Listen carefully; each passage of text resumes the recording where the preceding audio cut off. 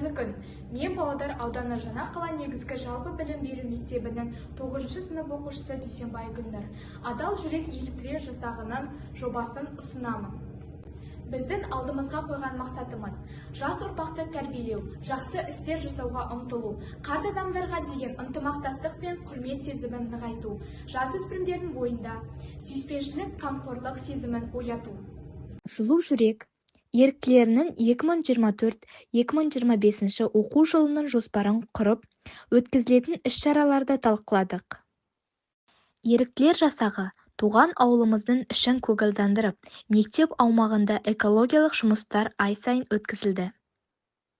Ауылымыздың қоршаған ортаны сақтау проблемаларын неғұрлым табысты үлгілеріне қоғам назар аудару, табысты экологиялық волонтерлық жұмыспен айналысамыз.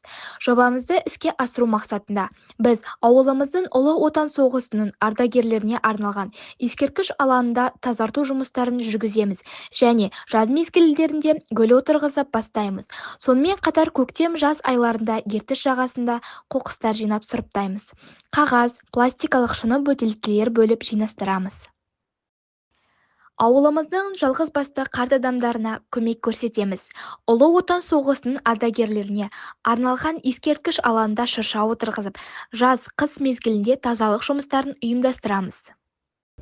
Жалпы жобамызды іске асыру мақсатында мектеп оқушылары, балалар, жасөспірімдер экология мен туризм орталығымен тығыз жұмыс жасауға тырысамыз. Ұйымдастырылған экологиялық байқауларға қатысып, жеңімпаз атанып, өзімізге көптеген тиімді ақпараттар аламыз. Мектепте жаз мезгілінде біздің еріктілер отрядымыз мектеп алаңында көгалдандыру жұмыстарын айналысады. Сонымен қатар облыстық экологиялық акцияның белсенді қатысушыларымыз. Біздің еріктілер отряды мектепте күзгі жәрмеңке ұйымдастырды. Түскен қаражатқа біз ауылымыздың жалғыз басты қарт әжеге азық-түлік ретінде көмек көрсеттік. Біздің еріктілер отряды мектепте күзгі жәрмеңке ұйымдастырды.